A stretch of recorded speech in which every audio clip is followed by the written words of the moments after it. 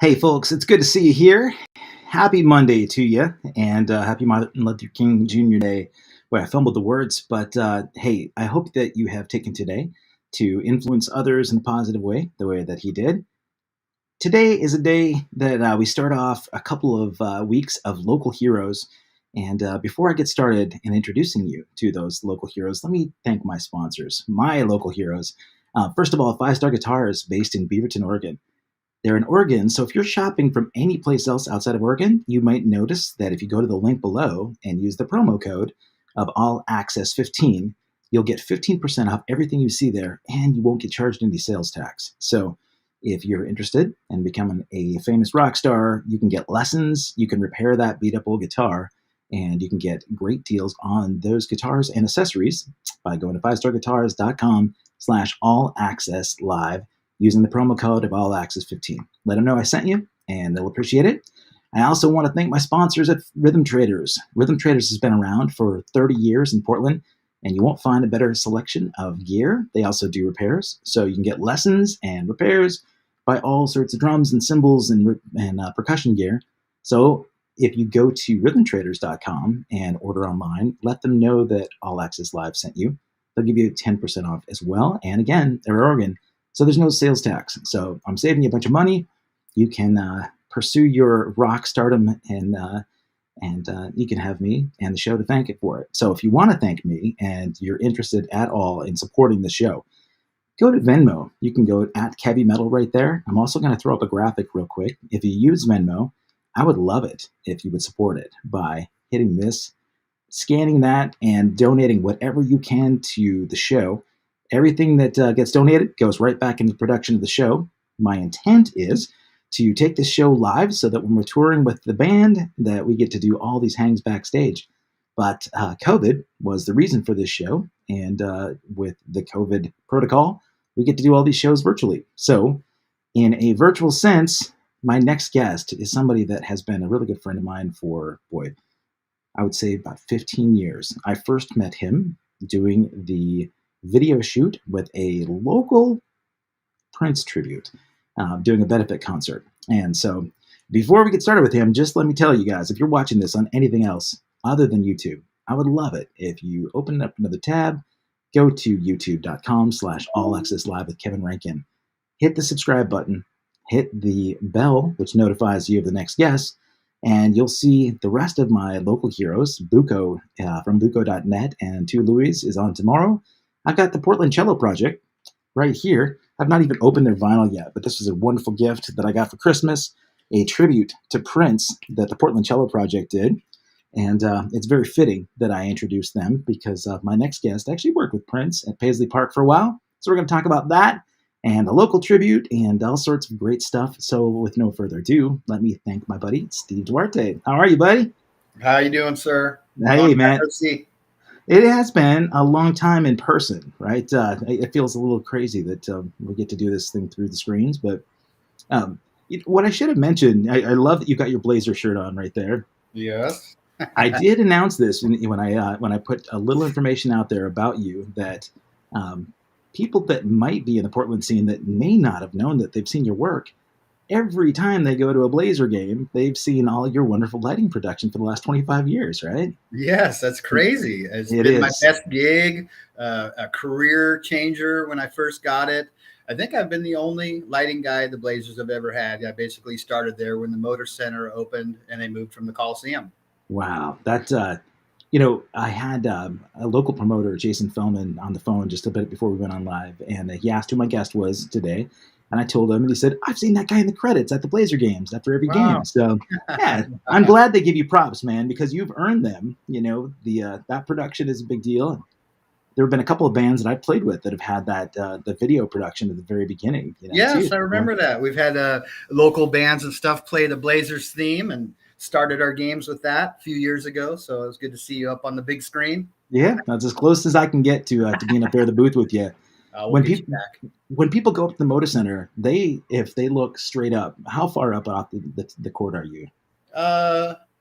We say 105 feet from the floor to the bottom of the steel in the roof. Wow. Okay. So yeah, when Nurk was able to chuck those balls up there, he still couldn't hit you. Didn't quite get it. I don't know if you saw, there was a time when Rasheed Wallace back in, I think, 1999, actually inbounded a pass that went up to the scoreboard, hit one of my lights, smashed the mirrors, and it fell to the ground. Had to stop the game for a while. Yeah. Oh my God, I didn't know that. I'm sure there's probably some YouTube footage of it. Yeah, I think I got a copy of it. Nothing handy, but I did get it from the post-up video team at the Blazers right after it happened. It was pretty unique. It was a live TV game too, so they came back out of a commercial break. I'm like 50 feet in the air on a wobbly lift trying to get the glass down so the team can continue to play. Wait a minute, you were responsible for the cleanup on that too? Well, I wanted to go up there and make sure that I did the stuff up by the lights properly. Okay. Of course, people were cleaning on the floor, and I think Bill Walton had something to say about it when they came back out of commercial. Look at that guy way up there. Man, way back in the earlier days of my traveling, before I ever got to do like real touring, I was teching for some shows back in Montana, and so in order to get introduced to the bands and get on that that network of touring bands, my buddies were on the college circuit, right? They were booking bands, and so I would go out and I'd set up gear, right? I was doing all the swag stuff, or the menial blue collar. I'm loading PA equipment and setting up scaffolding, and I did get up on some lighting rigs to run spotlight on some gigs. I did nice. Poison and Warrant. I remember running spotlight as Brett Michaels is racing all over the stage, and that's a tough gig, man. But that's nothing near what you've done in your illustrious career. So thank you. Thanks for being an honorary member of the lighting crew. Yeah, man. Well, there's a reason I don't do it anymore, but I kept getting yelled at in the headset because I was burning out the gels. I was hanging on it too long. So, look, Julie did make it in the chat. She said that you get to do the streamer cannons and the winning games. That's really cool. I do a few extras when we bring in things during the playoffs, pyro, or lasers, or just any kind of special effects. I'm usually involved, so just try to make it the best we can for the fans. Right on, man. What do you think this year is going to bring about with the Blazers? It's been tough, right? I mean, obviously 2 years ago the team was in the bubble, no fans, and none of our staff got to work the games.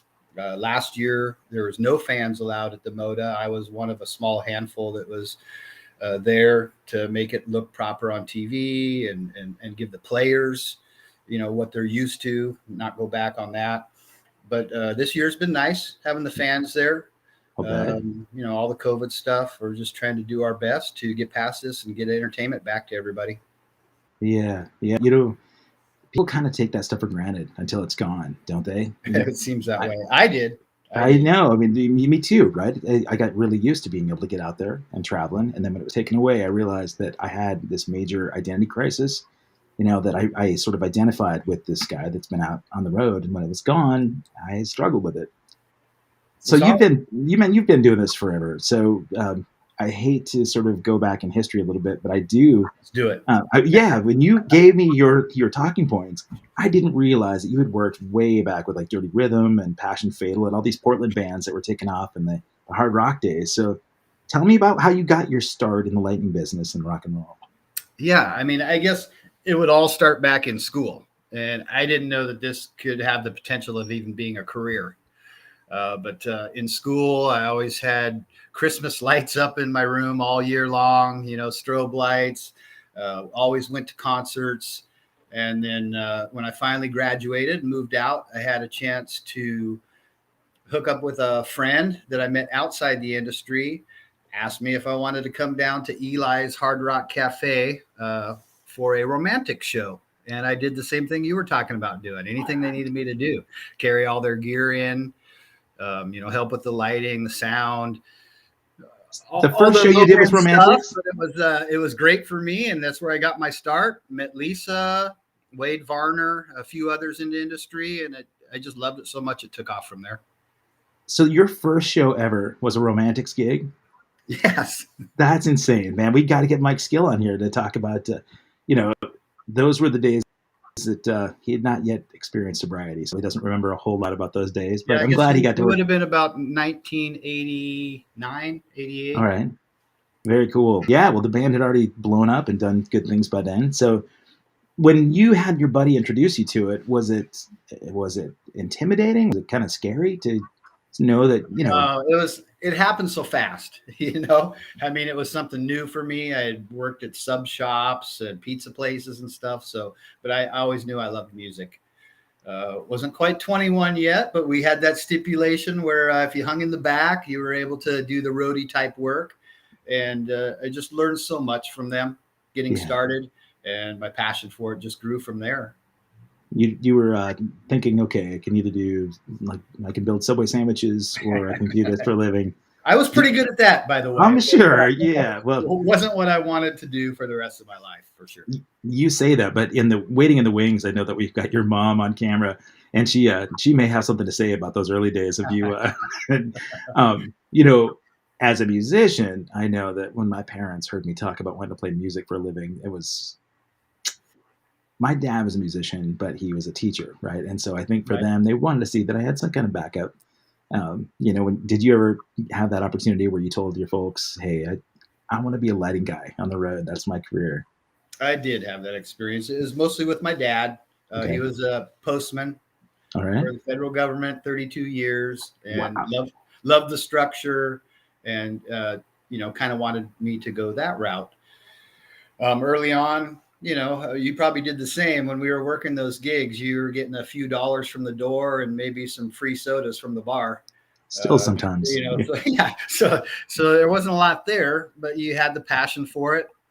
And he didn't think it was going to be a career. I had to, for many, many years, talk to him about how it was, show him photos, tell him stories about the road and the friends and the new road friends you make. And he finally came around. I think I had taken him out to I forget whether it was Tom Jones or something that he really liked. And I remember at the show how proud I saw he was of me. Oh, yeah. It just basically continued from there on. I was been able to get him into a lot of shows before his passing. Okay. And it was one of the greatest memories of my life. That is the pride that I have felt, with my parents' side stage. There's nothing better. That and my kids watching, of course. But I remember the first time my dad saw me playing a professional gig with Animotion down in Phoenix. I couldn't help it, man. I'm crying while we're on stage. It was so not rock and roll, but I look back at it. I'm not embarrassed about it, but I get it. I get the pride that you feel when you had those experiences early on. You mentioned the late 80s, early 90s. So that was really when Portland hard rock bands were taking off. I know Dirty Rhythm was happening then. Did you tour with those guys when they signed their deals? I did, and that was early on for me. I remember that they had a chance to go up to Canada, and I was running lights for them at the time. John Tuggle, I'm not sure if you remember that name, but he was running lights for him before me, and was really good. So they grabbed him back to go up and do their showcase and so forth, but they never got signed, unfortunately. I know that happened with a lot of bands here that were great in Portland, same time period. Yeah, well, what were the memories that you had about Portland at that time? Did you feel like Portland was kind of a hotbed for rock and roll? It was everything to me. Yeah. I mean, all I did was listen to music on the way to go downtown to work for bands, stay there as long as I could, listen to music all the way home, jammed with friends at home. We had a music room. I wasn't that great, but it was just all part of the atmosphere of what we were doing at the time. And guitar was your first instrument? Drums, actually. Really? Drums. Okay. Yes. All right. Yeah, man. Drums, probably some skins.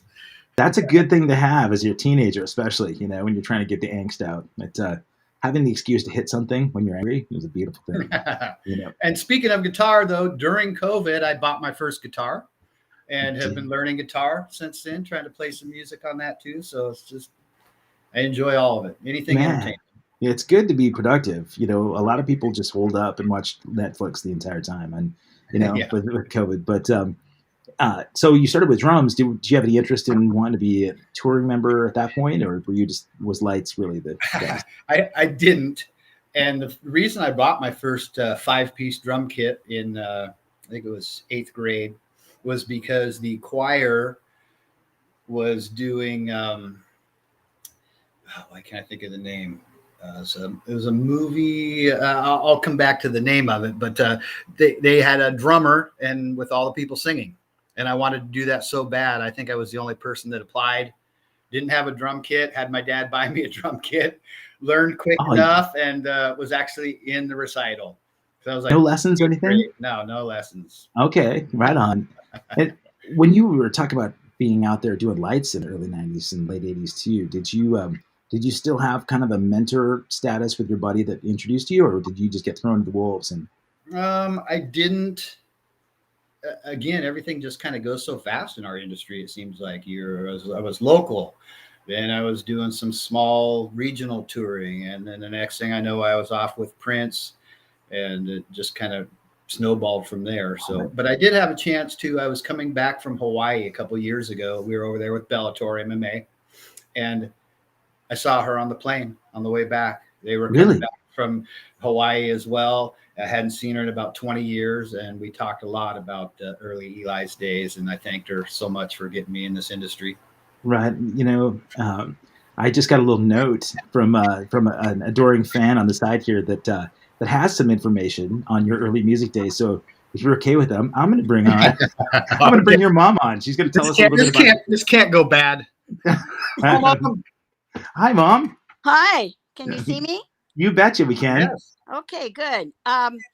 Yeah, his first beginning in music was a little tiny keyboard that he got when he was about 2 years old. Oh, he would listen to music on the TV or one of the kid shows, and then he'd automatically play that same music. Really? He just picked it up. Really was adamant about being able to play almost any instrument. He could play, he did the drums, which I did. I played the drums in high school. Oh, right on. So that's right. That carried on. I loved that. And, any instrument, he was able to play something on it. He started out pretty early with his music career. I guess so. I didn't remember that. Remember that? You might still have in the stuff that I've saved for you. It might be in that big box up in the attic. All right. Yeah. I look forward to checking that out. Wow. We may have to do a behind the scenes walkthrough of the attic and look at, so Gay, I should mention that anything that you say here can be used against Steve, so if he's out, campaigning for bachelorhood, this may affect what he ends up with. So I won't put any of this on a dating site. I'll tell you what, if you're looking at a number one son, that's him. That's him. He's awesome. He's caring. He's in touch with me all the time. How you doing, Mom? Can I come over and help? So I hope he kind of stays a bachelor, because then I would lose that help. Oh, yeah. Now, the nice thing is if he finds a good gal that introduces her to you, they can both come over and help you out, right? Oh, yeah. No, that would be great. But I don't have any negative things to say about him, except the time when he crawled out his bedroom window because I was mad at him for something. Oh, really? Yes. Tell me about that. Well, I don't even remember. I was mad at him for something, and I came in and he wasn't in the house, and the bedroom window was open. He came back. I was probably going to a friend's house to play music. Sure. Probably. Well, Gay, if you wanted a few things negative that I could tell you about Steve, let's go ahead and start. No, I'm just kidding. I don't have anything. Yeah. No, I can't think of too many. He's just been a good kid, and now he's a good adult. Yeah, I think Thank you. But he's kind of a big kid, isn't he? He's got a big collection of toys and and cats. He's a cat whisperer. Is that true? Okay. He's got all kinds of. He leaves he's got a cat door that I gave him in his garage door so that all the feral cats can come in and eat. Really? Okay. Yeah. So how many cats do you have at any given time, Steve? I think there's probably about 6 over here right now. Wow. Okay. 3 inside that are mine, and 3 that I take care of outside. Okay. Well, I knew you had, take care of. Oh, yeah. When I'm on tour, my mom comes over. Oh. I've got my mom into many shows too. I love bringing her, my sister, any family to shows. Yeah. Well, so, Gay, what's the most memorable show that you could remember going to for Steve? The free one that he got me into. Anyone that's free. Right. No, well, I don't know. You got me into it. Who's the star that you got me into? Can't even think of her name. Beyonce. Wow. That's a good gig. Nicely done, Steve. Wow. I remember getting my sister, remember Anna and Mark to Clint Black, I think, which was like probably fifth row, and they're huge country fans. This was back in the late 90s. So yeah. Hot tickets. Nicely done, Steve. Wow. Yeah. It pays to be a good family member for Steve Duarte. Yeah. And then you sit back there and shed tears because you're so proud. Yeah. Thank you. That is a gorgeous thing. Well, as much a fan as you are, I know that Julie Jockums is in the chat too, and she's got all sorts of great memories. She was calling me earlier to try and remind me about how you and I saved her from some neo-Nazi. Steve, do you remember that at all? A little bit, yeah. Julie knows a lot of people. She's loved by many, and we would go over there and save her from anything. That's the truth. That's true. Well, I tell you what, Gay, I'm gonna hide you again for a second. Okay, I'm gonna bring Steve back up the big window, but thank you for sharing the drum. Pleasure to meet a fellow drummer. Yeah. Thanks, Mom. All right. So, Steve, what is the deal? I know Julie mentioned, and I was out of town when you had your big birthday party. Yes. But I heard that you had dialed your entire house up as a museum to Steve. This was like a historical space where you had all of your collectibles, everything that you've sort of treasured from the early days. And Julie said it was a sight to behold. You had an incredible collection of stuff, and as does she. But she said she gave you advice about dating. Do you remember what that was? I don't, but I imagine she'll remind me. Your mom was just talking about your cat fascination, and Julie, I think, said, we know that you love cats, but if you're going to get a girlfriend, make sure that you get rid of the cat box off of your nightstand in your bedroom. So got it. Not quite on the nightstand, but close enough. I get the point. Oh man, I love that you're a cat lover. I my pug sits just off camera every episode. Sometimes he'll hop up in my lap, but I'm a cat lover too. And I just lost my kitty of many, many years at Christmas Eve, and it's crazy that they really do become family, right? Yeah. So sorry about that. Well, man, it was one of those things where he was suffering for a while, and you don't want to be in pain anymore, So when you had to go on a tour, I'm curious to know, and you had to leave the kitties behind when you're out doing Bellator, or even when you went out and worked with Prince back in the day. How was that, leaving the animals behind? Was it just a tough? I mean, honestly, it would have been. I don't know that I could have done it. I really didn't start getting some home pets until maybe 10 years ago when touring was kind of finishing up for me. Okay. On the full-time 6-month, 1 year kind of tours, kind of gravitated more towards one-offs, a week away from home where I could have a family member take care of them. But yeah, I mean, I think about that all the time. My mom's been a blessing. I don't know if I'd have any cats at all if I didn't have someone to look after them, because I think about them all the time when I'm gone, right? It's nuts. So I'd have a dog if it wasn't for the same thing. They're just a little more care needed, so that I kind of take over the house when I'm gone, and I come back to it. If you ever want my little pug for a weekend, we can work that out. Yeah, it might be an idea.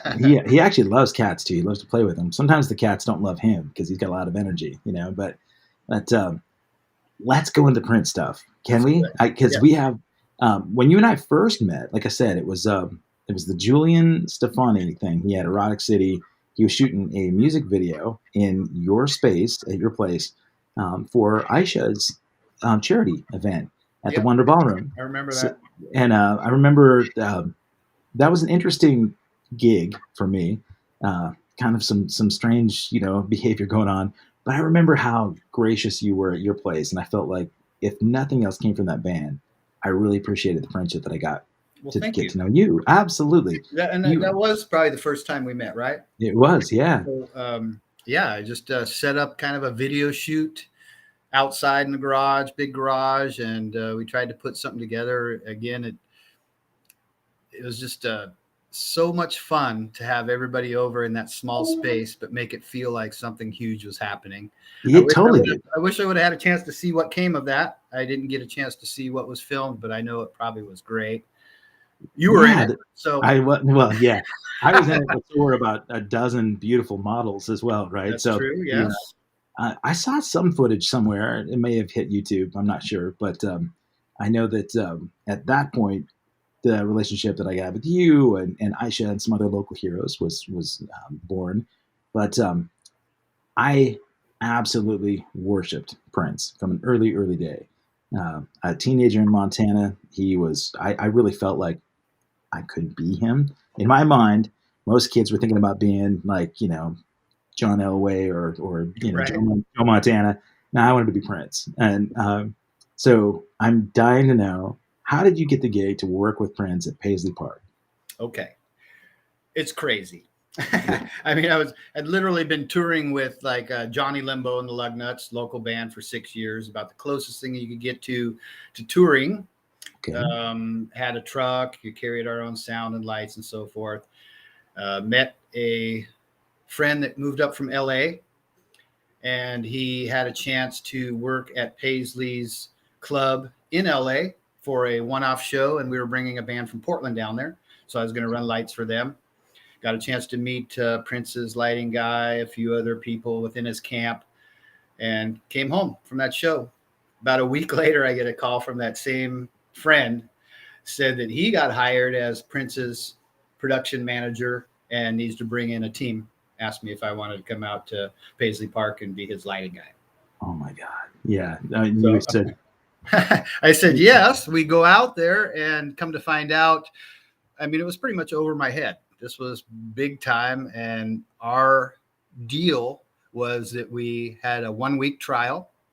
And after that week, if we were okayed and they wanted to keep us around, then we got paid for that week and continued on. If we didn't make it, we actually were out there for free for the week as kind of a trial.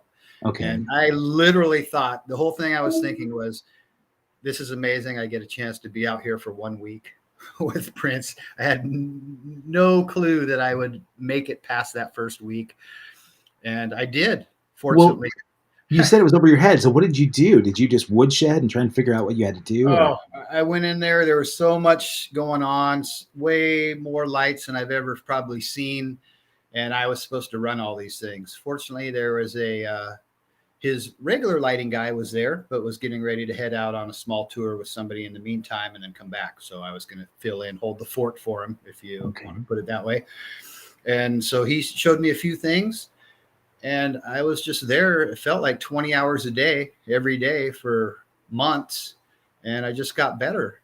And with the help from other crew like Stuart White, who was his keyboard tech, and actually got a chance to bring Billy Triplett from Portland out there to run sound. And you had worked with Billy before, right?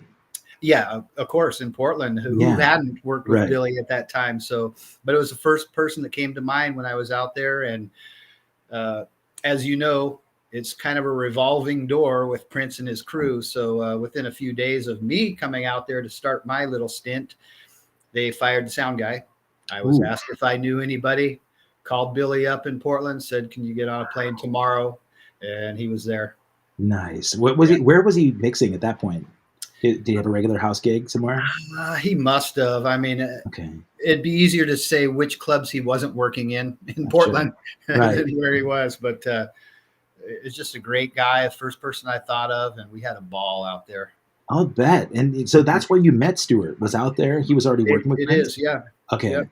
And, those three, for sure, with the three of you guys, I met Stuart back on the, right about that time that you mentioned that Prince kind of let everybody go at the end of that run.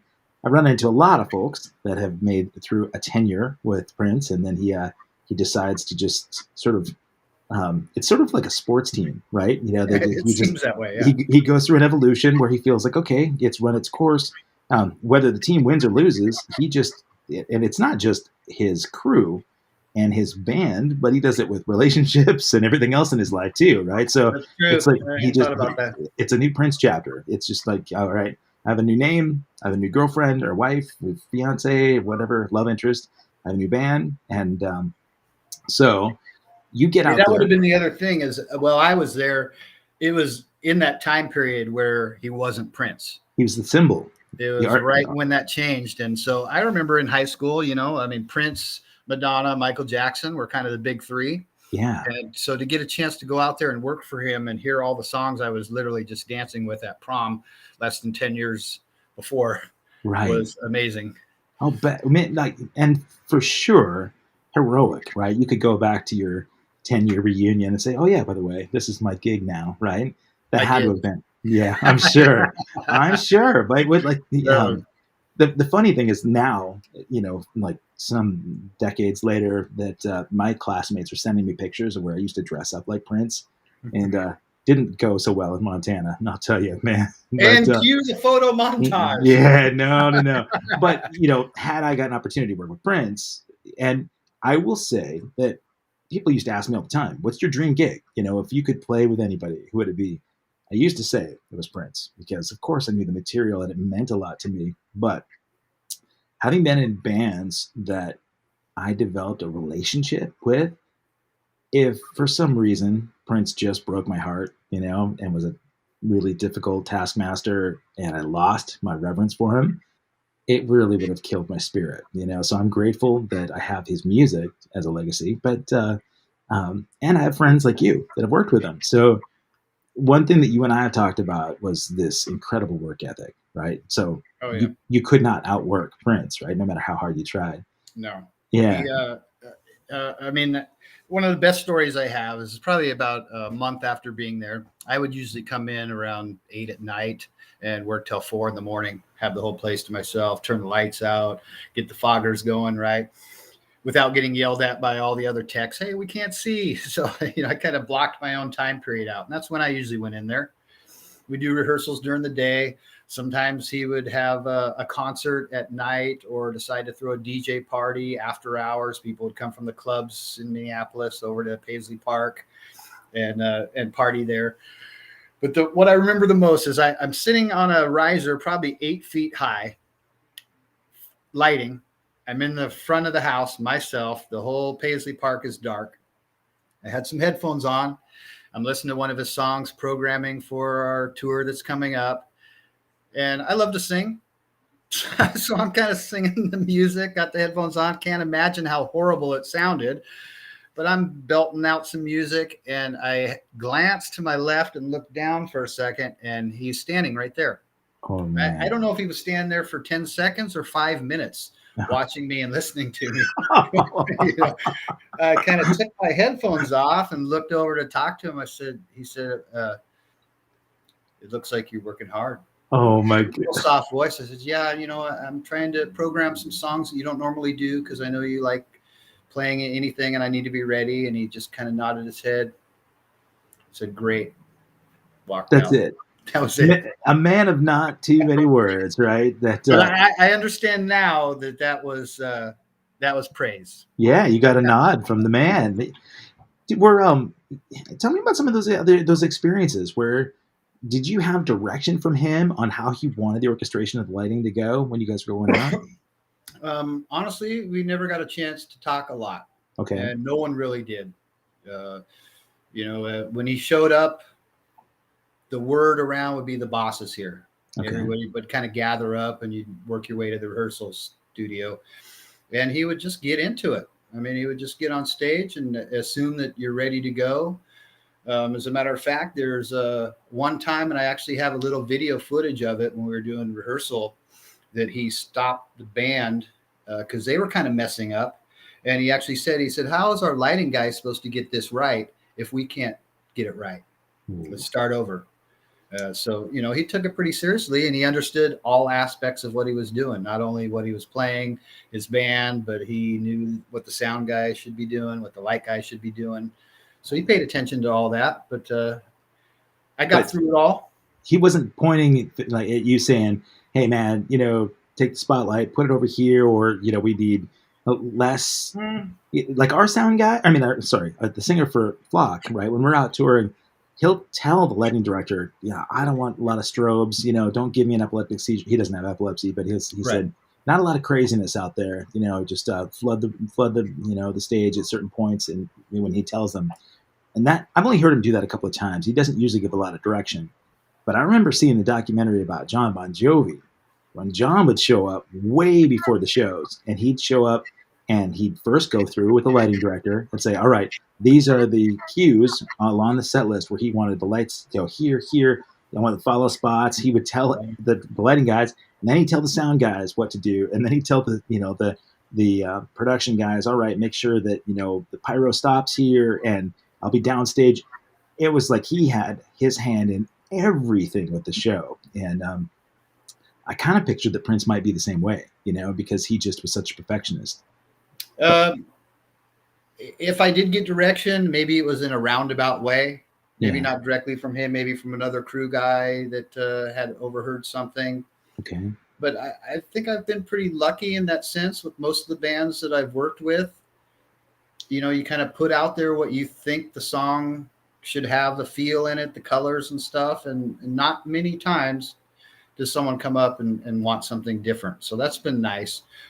But he had his hands on everything. I know he was watching. I'm sure if there was something that he didn't like, I would have heard about it much quicker. That says a lot about your job. Who was playing drums in the band at that point? Was it John Blackwell? Michael Bland. Oh, it was. Wow. Yes. So Diamonds and Pearls onward. Okay. Yes, him and Morris and Sonny. So Morris Day was there? No, I can't remember Morris's last name. Keyboards. Okay.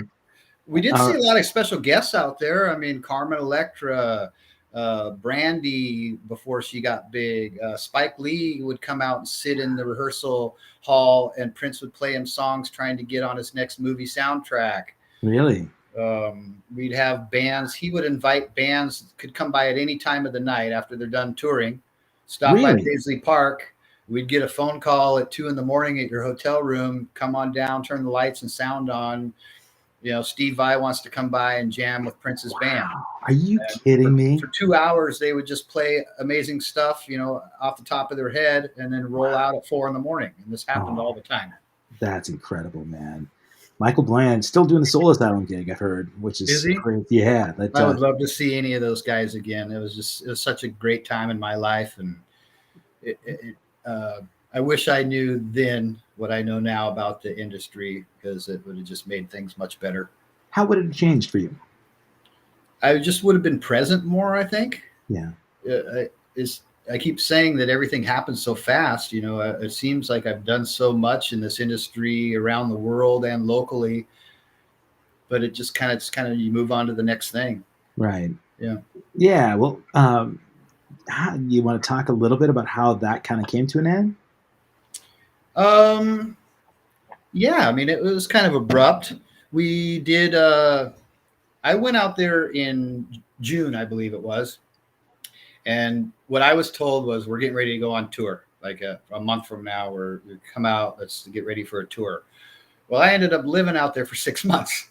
Wow. Okay. We did anything but tour. We filmed videos. I have videos on VH1 and MTV that still play, that I ran the lights for there at Paisley Park. Nice. Like I said, the after hours parties, like 2 a.m. roll through, and it'd just be a dance party. And then he would have some other idea for his own TV special. I remember we filmed something one night, invited a crowd out, and it was Dave Chappelle. Oh my gosh. Comedian opened up. This is before anybody knew him. This was like 1995. Wow. Nona Gay. Okay. Played a set, Marvin Gaye's daughter. Yeah. And then Prince came up, and he put together his own hour show that he was shopping around VH1 and other music channels. I'm not sure if it ever made it out, but the night was one of the best experiences I've ever had. I'll never forget it. And so when you mentioned it came to an end abruptly. Yeah. Oh, sorry. I tell you, I could write a book, it feels like, for every day I was out there. So I keep thinking of all the process until we got to the end. it just happened fast. We went to Japan, did 5 shows there, was there for about 3 weeks, came home, went to Hawaii, did a couple shows in Hawaii. And that's actually after we did those 2 shows is when he got married for the first time to Maite. So that's, I mean, it wasn't even really a tour. It was more, I think he was in the mindset of let's go make me a little bit of money here in Hawaii so I can have a honeymoon, another island and have a honeymoon. So we came back from that. Well, before you do, hold on. I was going to ask you about Japan. Were they rabid there the way they were for Michael? I knew like Michael Jackson. It was amazing. I mean, of course, they were sold out. Yeah. Double shows at the same place. Budokan played there, where you hear a lot of shows over in Japan. It was incredible. Just seeing the culture, the food. So you got some travel time as well, then? He was nice. We were there for 23 days, did 5 shows. When we got there, we had 10 days off to acclimate. So imagine how crazy that was for all of us crew guys over there before we even had our first show. They knew us at all the nightclubs by day 3. I'll bet. Yeah, I'm sure there's stories that we couldn't even talk about on here. Especially with your mom watching. But I just picture that, especially there. I mean, traditionally Japanese culture, fans are just there. They are insane for music, and especially for somebody who's as really a virtuoso as Prince. So all right. So you did the 2 Hawaii shows, and then you got married, and that was the end of that round? We all kind of came home, was figuring a few weeks off. We'll get a call to see what's coming up next. For me, I didn't have any reference point. I mean, it was my first tour. I didn't know how things worked. I just thought I'll be coming back and we continue on. This might be who I'm with for many years to come, but it didn't happen that way. Everybody kind of got let go. As a matter of fact, the only crew guy that he kept staff in the entire Paisley Park was his guitar tech, because I called like 3 weeks later asking I might need to come back and pick up all my tools since I won't be doing any more shows. He was answering the phones, his guitar tech. Are you kidding me? Because everybody's gone. So he was running the Paisley Park. I mean, he really slimmed it down, didn't want a lot of people. I mean, I think his whole thing was he just didn't want you to get too close to him. Yeah. He had everybody that came out there was top-notch crew guys. Sure. There would be no reason for anybody to get fired. But he just kind of, was kind enough to maybe bring in a new set of people, and you just never got too close to him. That's it's kind of sad, isn't it? To think that he may not have had close relationships like that. That would be one thing I kind of think about now. I never really saw him hanging with friends per se. Yeah. He must have had some, but that's where he lived. I did have a chance to go over to his house one time, big purple house. Really? Aston, yeah. We, as crew guys, we were kind of on salary, so we did whatever was needed to be done. One afternoon, we got called to go to his house to rearrange some furniture.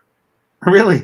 Yeah. I would totally do that just to take a look at the house, right? Oh, it was great. We went over there, went in, heart-shaped bed, some burly crew guys fluffing pillows and stuff, I hope he likes it, and we'd go out, we'd drive back to Paisley. He would be in the garage, if I remember right, maybe listen to some music or something. He'd come in, kind of scan everything, give us a call back, say, he'd like the chair on the other side of the room. We'd all get in the van, drive back to his house. Oh my God. And that's another whole book. Just one day out of the life of. Wow. That was there anything kind of normal about the house? You walk in and just see, he's got dishes stacked up in the sink, or I mean, we didn't get like a full tour.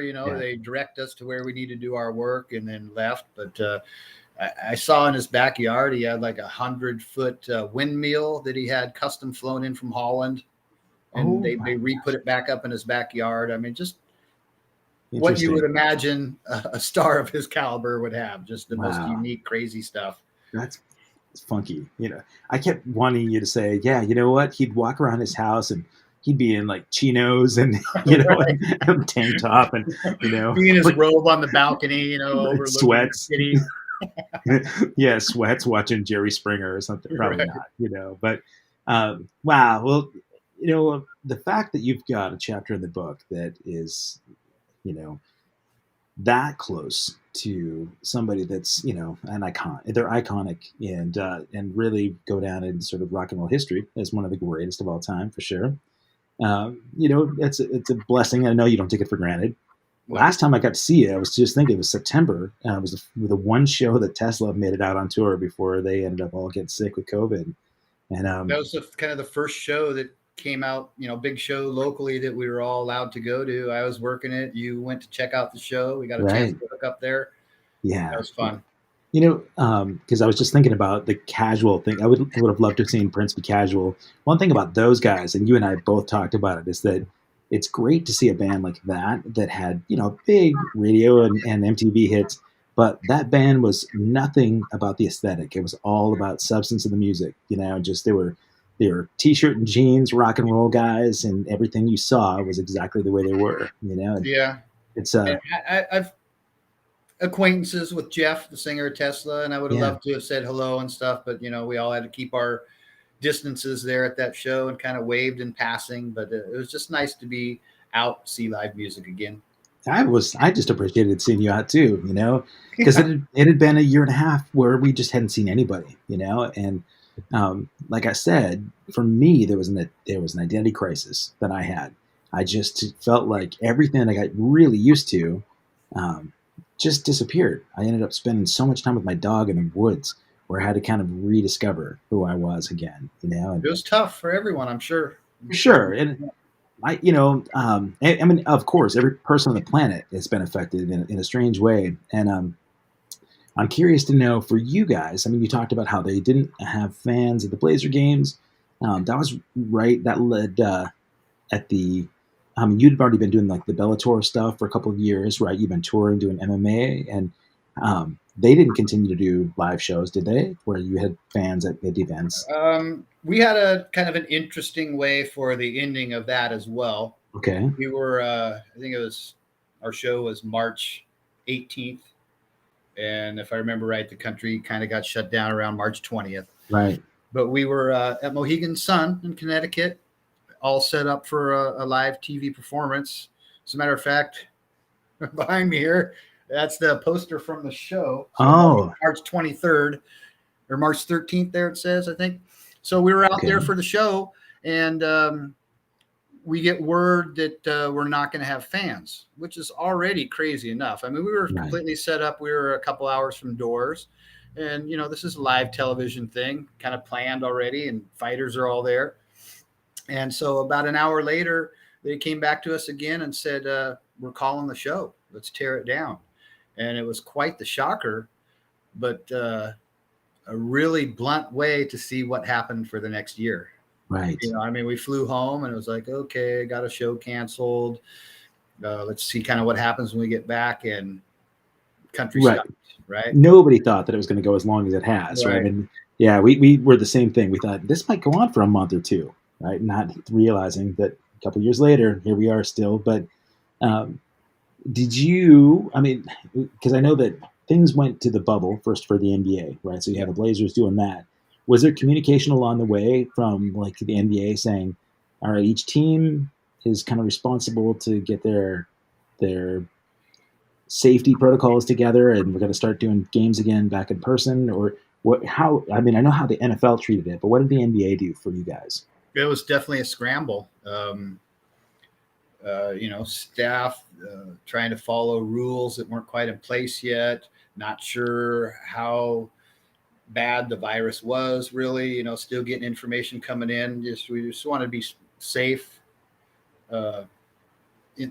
First of all, so when I heard that the season was going to be not in Portland, the first year that I wasn't able to work for them in like 20 years, it took a toll.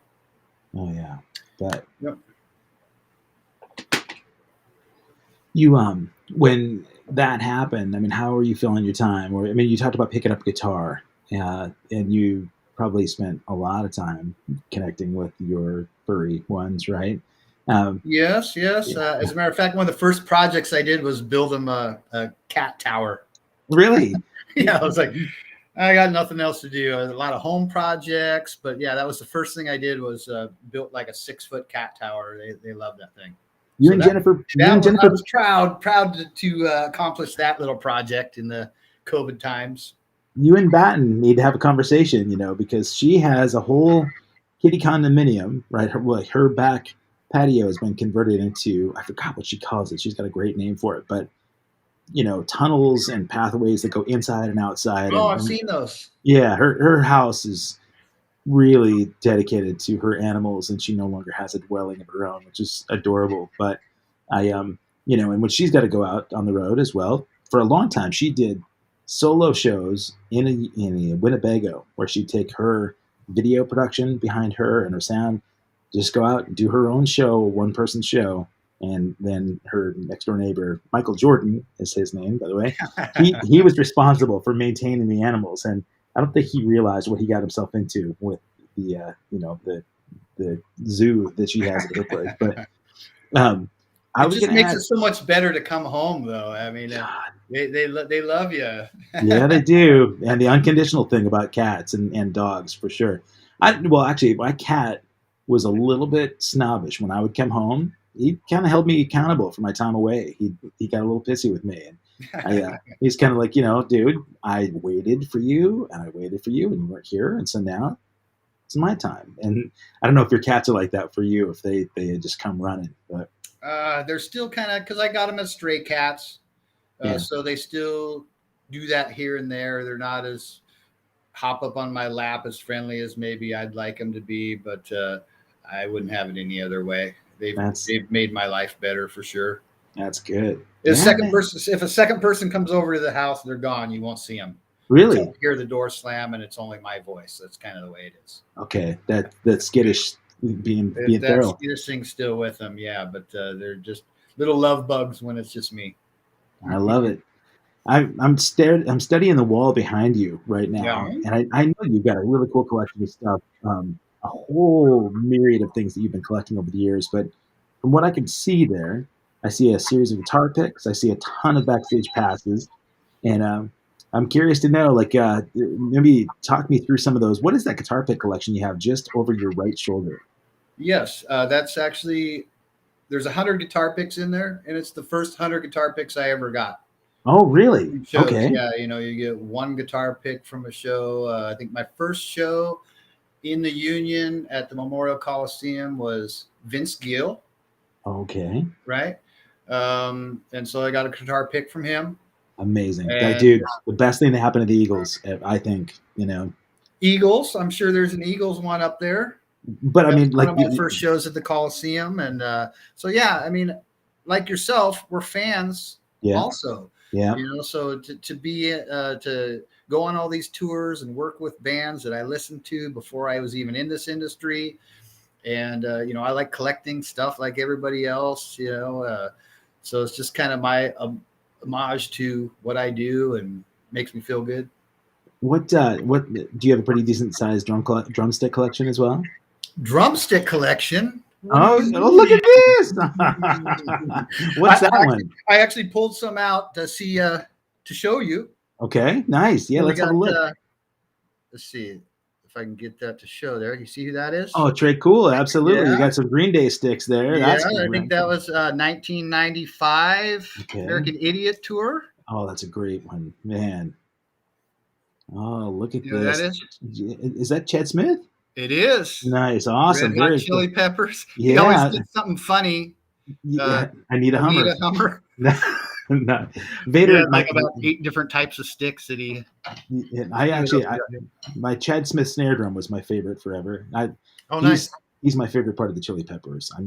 He's a great guy to talk to. I've seen him backstage multiple times, and we usually talk about his drumsticks and the funny names that he put on there. So you got this one here. Oh, look at that. Oh, Gina Shook. Okay, very cool. Yeah. Yeah, man. Gina Shook. Go-Go's, right? Yeah, absolutely. Yeah, we I was trying to think of I guess we do shows with Belinda, but we haven't been doing shows with full Go-Go's with Flock, But I mean, those were bands I listened to in high school. Sure. So yeah. To get a chance to work for them was just amazing. Yeah, roller skating. You know that guy. Oh, it's Van Halen, man. Yeah. Did you get a chance to talk to Alex? I didn't. I knew his drum tech, okay, which is also that I met when I was with ZZ Top. Great guy. So, okay, we've become close families. I maybe have been on tour with one person 10 years ago and get a chance to see him coming through, and we always remember each other. Just a great tight-knit group of people. I love seeing, for friends of mine, like I think you probably know Terry Finley, right? Name sounds familiar. Terry's a tour manager. He worked for Chicago for almost 20 years, and he was Brian Setzer and Pat Benatar and so many different artists. But what was this one? Oh, look at that. Brian Setzer. Brian Setzer. That's awesome. There's a Stray Cat tech. What the date is there?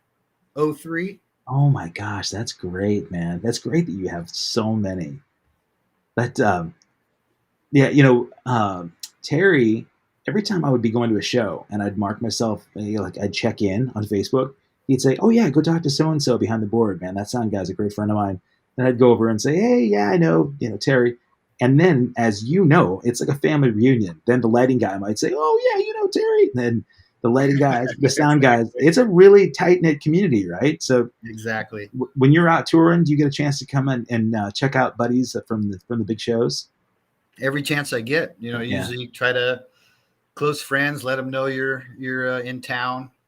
I'm sure you do the same thing, right? Sure. Yeah. Family, friends. I mean, that's kind of not necessarily who we want to impress. Sure. But who we want to pass on what we've done and an experience that maybe only we can give them in their lifetime.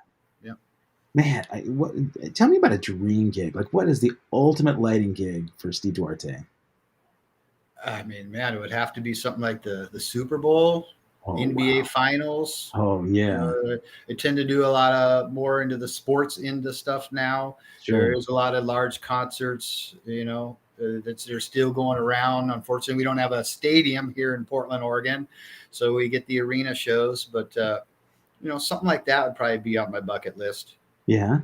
How about all right? So, what's the difference between doing a show, say like the Moda Center, versus like a Red Rocks? You got an indoor versus an outdoor venue. What are the logistics? What are the differences in preparing a show like that? I wish I could just lay some stuff out to you.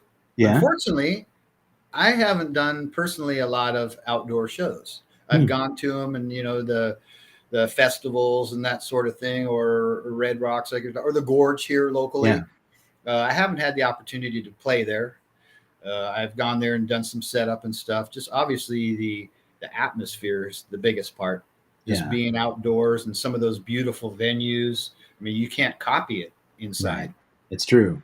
Yeah, I would always just wonder, if you had to account for things like reflection, off of like the arena walls, or if you had to sort of completely direct, or because there's a lighting design behind it all, right? Don't you kind of lay stuff out in software to kind of show what your show is going to look like and sequence it along with the show, right? So, and I would think that, and I don't know anything about it. I'm sorry. Go ahead. One thing you need to prepare for. Yeah. Differently than in an arena. Weather. Oh yeah, right. So right? I mean, the lighting rig's usually the same. The sound, we try to set it up the same type of show. The space is usually the same. The height, the width, that kind of stuff is all the same. Is the weather. And I'm sure you've probably seen videos of maybe some screens blowing a little bit. Oh, yeah. Rain, heavy rain. Sure. Speaking of Prince, that was probably, and speaking of Super Bowls, that I would like to do lights for. I mean, that was one of the greatest Super Bowl performances ever in the rain outdoors. I think hands down the most incredible for my taste, for sure.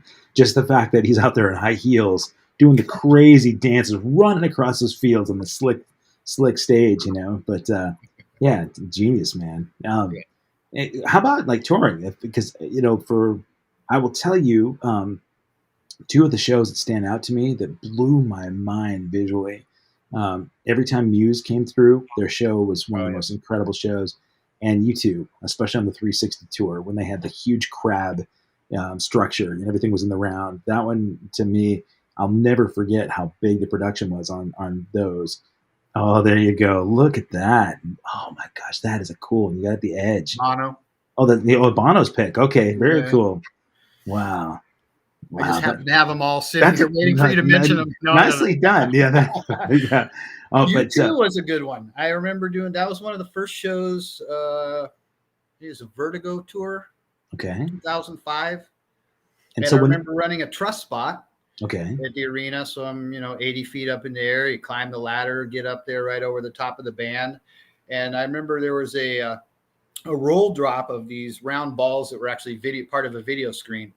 And it was literally within touching distance of me. And I would see that thing roll up and down, just fascinated by the direction that entertainment was going. It wasn't when I was seeing the shows, Kiss, Sammy Hagar, Iron Maiden, it was park hands. Right. Thousands of them, right? Yeah. Maybe a few moving lights here and there, but now you go see a show and just all the automation and special effects and video screens and the way you get immersed into a show is just brilliant. It really is. Well, our mutual friend Stuart White, right? I mean, he was really involved in a lot of that. I know the company that he was working in was part of that documentary, I think, that I was talking about with John Bon Jovi. Yeah. They did the Tate Towers, was that what it was? Yes. Yeah. Stu did just about the biggest tour that was out that year for 10 years straight. That's crazy. I remember, amazing. Destiny's Child, I remember he had, and then following, he did Beyonce when she did her own thing, and I think Britney Spears, wasn't he doing that, and Jovi, and I remember going over to his house and watching him demo and create 3D content for Justin Timberlake. Oh God! And at his house a few years earlier for Bon Jovi's tour, and the lighting designer and all the main players were at his house in his garage with equipment just set up everywhere, and they were designing the tour from a house in Portland, Oregon. Amazing! Yeah, that's nuts. But if a band like that were to come through, say you mentioned Muse, I'm sorry, it was U2 when they came through in Vertigo. They had a lighting director and a crew of their own, and then they would say, "Hey, we want the local guy like Steve who knows the house, who will basically direct, and you'll be on a truss spot, and they'll tell you when they're going to activate your spot." Or how did that go for direction? Yeah, I wish he would have known my name. Yeah, I think it was stagehand number 13 at that okay point. Right. But I mean, it's just, you learn so much, and I love doing both sides of it, and I think it makes me better all around, because when I go on tour and I'm the one that has the designs and the ideas, and I'm relaying them to everybody else, and then sit down there and actually run what people see for 2 hours on TV or for the one concert they're going to that year, to being the guy that's on the other end that, hops on the forklift or helps unload the gear out of the truck. I love doing all of it. So it kind of gives me a better feel of everything, I think. I think about that sometimes, like I have friends that have that tour with the Foo Fighters. Yeah. And have been with them for 12, 13 years. And that's the only band they've known. Okay. Great band. And they've done some of the biggest shows all over the world that you could imagine, but it's the same band. Right. So the variety, I think, is what kind of keeps me going. I like doing the tour. I've toured with ZZ Top, Goo Goo Dolls, and a number of others. But to be able to do Paul McCartney here in town and the Rolling Stones and that kind of thing as well in a different capacity, just kind of completes the package. Absolutely. Biggest names in the planet. That's amazing. I'm curious when, so a great friend of mine, Nate Morton, he works on the TV show The Voice. And we were just talking about how fortunate he felt. He said, "I've got the greatest job in the world because I'm playing on TV where I play with one of the greatest bands in the world in front of millions of people every night, but I'm sleeping in my own bed every single night. I'm home with my kids, And so would you prefer that you get to do what you're doing with the Blazers and local shows and staying local, or do you kind of have the itch to be able to get back on the road?" I think now, and it's kind of flipped over the past 10 years, I absolutely enjoy being home, being closer to family with the cats. Yeah. And, when you were out on the road, home just was a stopping point almost. You didn't get a lot done. You were thinking about what the next tour was going to be. So, I had a great time in both. Sure. We've done bus tours, one-off type tours where you're just flights all the time. but it is nice to be home. Yeah, I get it. Do you have any funny sort of memories about embarrassing or just sketchy moments where things just went wrong at a big show? I can't think of any right offhand. I know we're going to talk for a little while and maybe take a small break, so I'll try to come up with some stories. I know I got a lot of stuff to show you. Well, yeah. Well, you know what? Why don't we do that just real quick? I'll make a quick break for a sponsor, and we can come back and take a look at some of the stuff that you were going to show us. Is this a good time for that? Absolutely. Awesome. Pull out some old passes, some local stories, some touring stories still to tell. That sounds good. You got it. And I have an airport pickup. My kids just coming back from Montana shortly, so let me. I'll take you off here a second, and I will have folks check out the sponsors, and I'll be right back with Steve we'll make it quick. Thank you, my friend. Thanks, Kevin. All right, see you in a sec. All right, folks. So you heard Steve there. We're going to take just a quick break because he's got one of the greatest collections of memorabilia, I think, in rock and roll. And so while he gathers those things, why don't I do this? I'm going to bring up again one more time. And if you've gotten here late, I want to encourage you guys to go to youtube.com/allaccesslive with Kevin Rankin. Here's that link right here. If you go to that link and hit the subscribe button, you'll see that there's an archive of about 240 episodes thus far. You can hit the bell and be notified about upcoming shows. So tomorrow we've actually got Buko. Buko is a photographer and a pretty incredible reporter for the area. He's been in Portland for, I guess, the last 30 years, doing his deal. On Wednesday, a local, he owns a small independent record label, and he's a promoter. Alex Steininger is on Wednesday the 19th. On Wednesday, the 26th, I've got Portland Cello Project. I just mentioned that I have one of their records right here. Portland Cello Project is going to be doing a little bit of touring amidst the COVID thing. They'll be in Montana.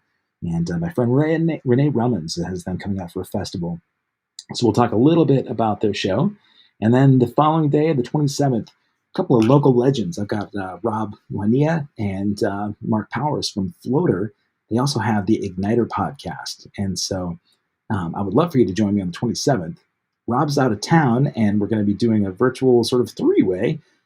We will talk about their Igniter podcast, which is really focused on finding expanding avenues. So finding expanders in your life. So whether you find inspiration for music or creativity, all realms of sort of direction, igniting your creativity is what their podcast is all about.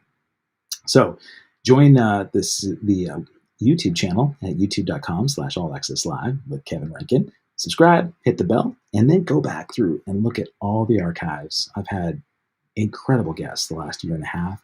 And if you would like to support this show, I really would love it. If you have Venmo, please go to @KevyMetal, KevyMetl. You can scan the QR code that's on screen right now.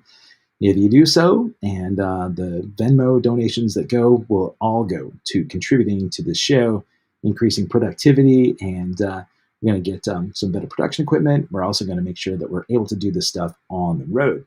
So now, speaking of being on the road, I'm going to go ahead and turn it back over to my buddy Steve Duarte, where he's back with some of his collection of memorabilia. There he is. All right, sir. Hey, thank you. Absolutely. I forgot to ask you, when we booked this show, there's obviously not a home game tonight with the Blazers, right? No, actually, I'm missing the game right now. Oh, you are? It's an away game. It's an away game. Yeah, I'll watch it later. But who are we playing? We're Orlando Magic tonight. Okay. All right. Wow. I appreciate you taking the time to hang out with us, man. This is nice. All right. So what is it?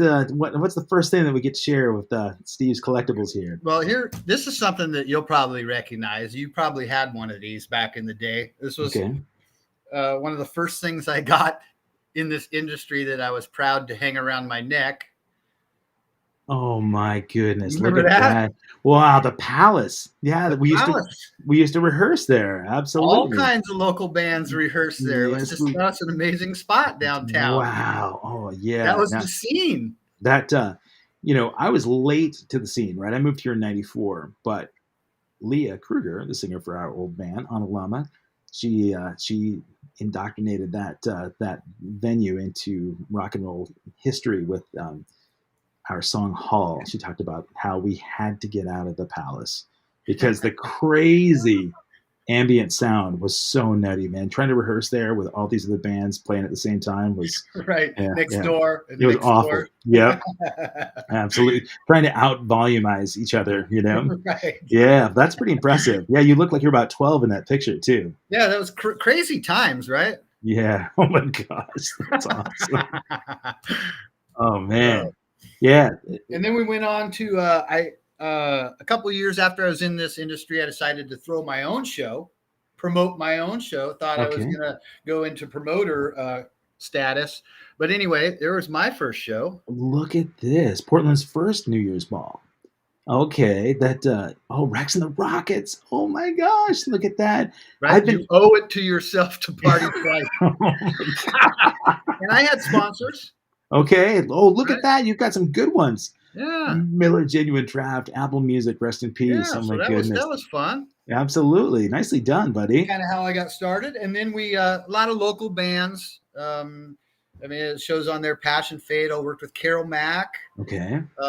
Probably some names that we all wouldn't even remember now. But a lot of times what I did was I would approach the opening band working for the band that I was working for in the chance that those guys were going to be the next up and comers. And for a while, I think I was probably working every weekday at a club somewhere with some band, hoping that was going to be the next big thing.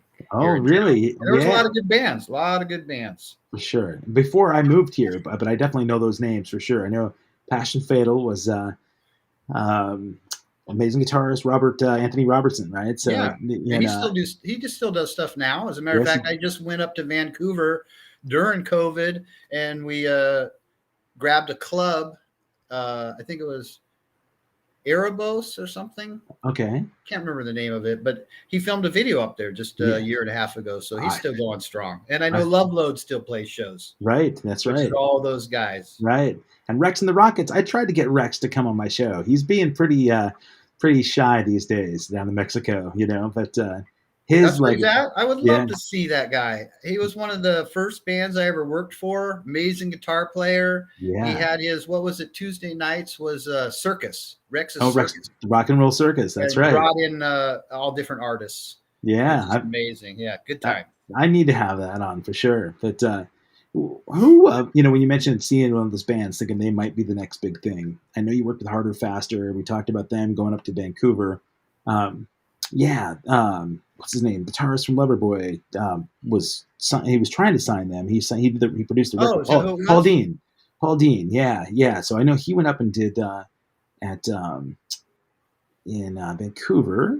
Oh my goodness, where Aerosmith was next door doing Permanent Vacation, and I think Dan Reed Network was on the other side, and Studio B with Bruce Fairbairn actually worked on their record. So they had an opportunity at some point. But who did you see around here that you thought, okay, that band, like say Dan Reed Network, you knew, okay, that band had it for sure? I thought Carol Mack. Okay. I don't know if you had ever seen her, but she was pretty big. Kind of when New Shoes was around, and they had a chance to make it. Got some songs on the radio, got signed locally. That was the same time period. I thought she had a chance. I know Passion Fatal spent many years trying to get signed, and it just didn't happen. This crazy music business, man. It's not the biggest local band though that I did work for probably 5 years. That I don't know that they would even have an opportunity to get signed because they were a tribute band per se. Johnny Limbo and the Lugnuts. Oh yeah, absolutely, man. If you haven't seen those guys and you live in Oregon, there's a problem. I worked with those guys for like 5 years, and it was great. Oh man, yeah, so much fun. That's the thing about that band, right? It was the energy was always great, and one of the big costumes. Yeah, right. Always dressing up. The Sonny and Cher thing was hilarious. Yeah, Blues Brothers was another good one. And they just loved what they did. They're still going. Just not as many shows, but I think if they happen to go to the I think it's the Red Lion by the airport this year. Yeah, I think it's their 35th year. Oh my goodness! So, wow, are you kidding me? Wow.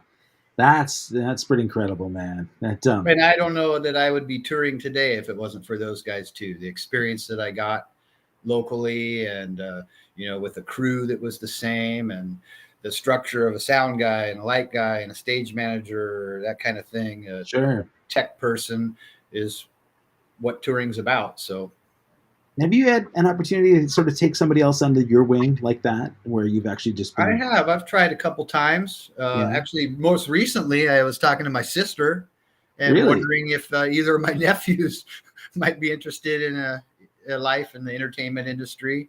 Just like my dad wanted me to be a mailman. I'm sure a lot of fathers and mothers would like their children to maybe carry on the career they had. Sure. But, to be able to give someone a leg up like that. And I imagine in 10 or 15 years, there will need to be a second Blazer lighting guy somewhere. It's nice girl. To passing that torch. You know, one of the things you mentioned, I was thinking about early on, you talked about your Prince hang. You said everything went so fast. Say that nephew comes to you in a few years and they say, Uncle Steve, I know that you've done this thing forever. Lessons you might have learned. What's something that you could pass on that would be a word of wisdom that you might have taken for granted early on? It may sound simple, but I guess I would say go for it. Do your best. I tended to be a little shy early on, kind of maybe standing back and watching and learning that way. But there's a way to kind of maybe get in and show why you're different. All the lighting guys aren't the same. All the sound guys aren't the same. You put two different people behind a soundboard with the same band playing the same stuff, it's going to be different. So I've learned to appreciate what I have to offer, maybe not apologize for it. Some things will be great. Some things might not be so great, but I put what I feel is right out there in the lighting world. And I would say 99.9% of the time people will enjoy it. I think people that have seen you at Blazer games for sure have. And obviously it sounds like you got the nod of approval from Prince too, so I think that's all you needed, right? I got, here we go. This was like probably within a week of me being there. Remember when I was telling you that I didn't think I'd last more than a week? So I wanted to get a few photos and a few memories thinking this was going to be it. Yeah. But this was downstairs at Paisley Park. Look at this. Oh my gosh. You got his guitar. Wow. Batman in the back there. Look at that. Oh, wow. So that was our tech room where all the goodies were, and we would put things together for him. And unbelievable. Wow. I got my pass here that we had from Japan. Oh, look at that. That's so cool. Man. Yeah, buddy.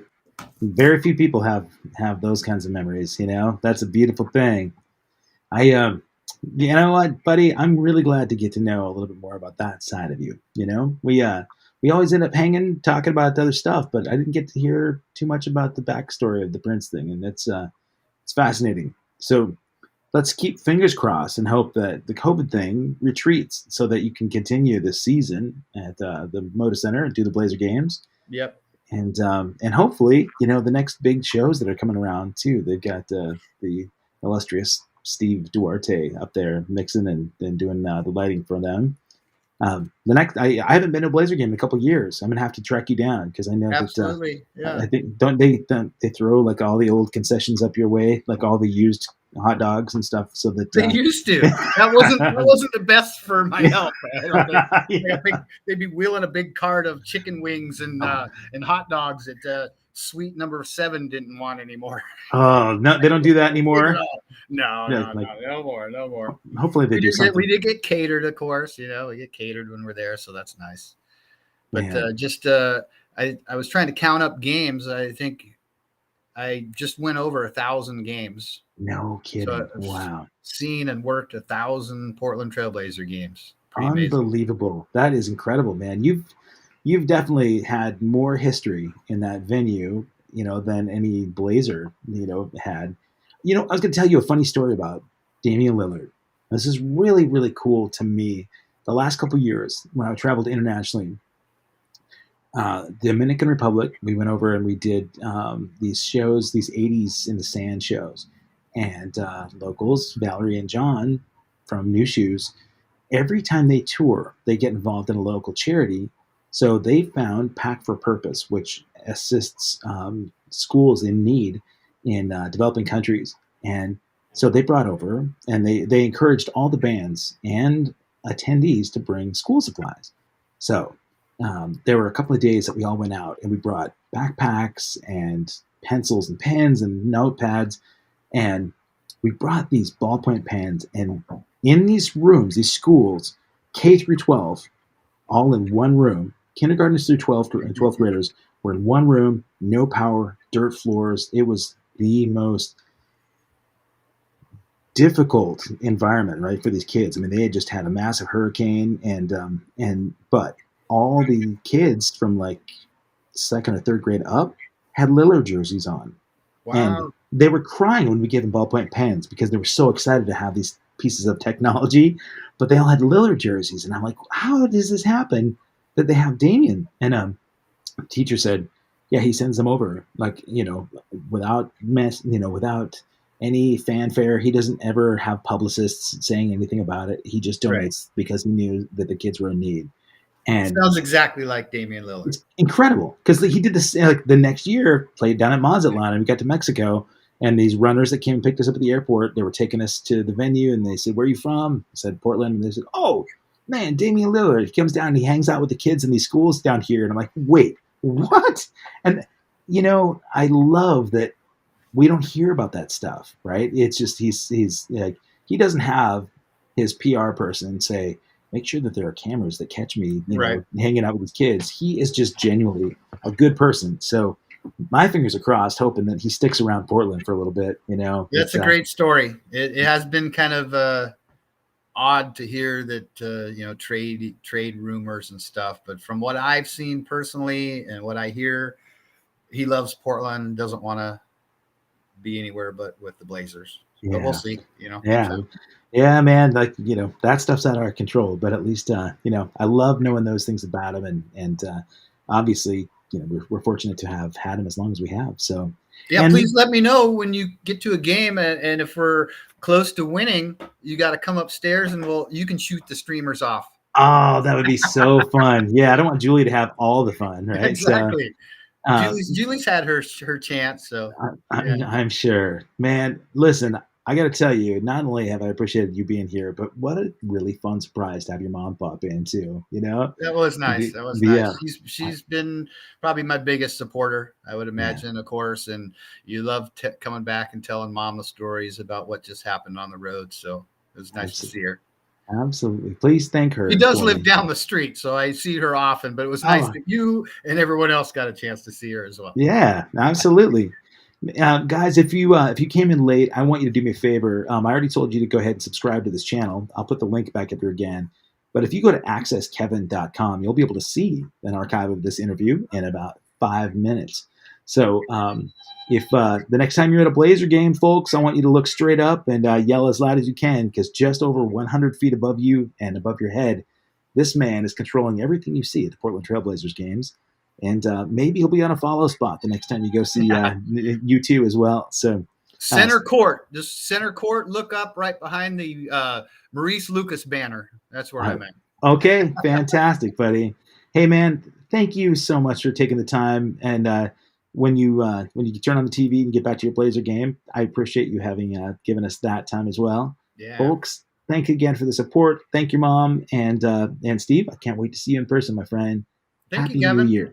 I think that hopefully I'll get a chance to run lights for you someday. I hope so too. One of my other bucket list items. Man, for you and me both, bud. And I'll make sure you get a drumstick for your collection. Perfect.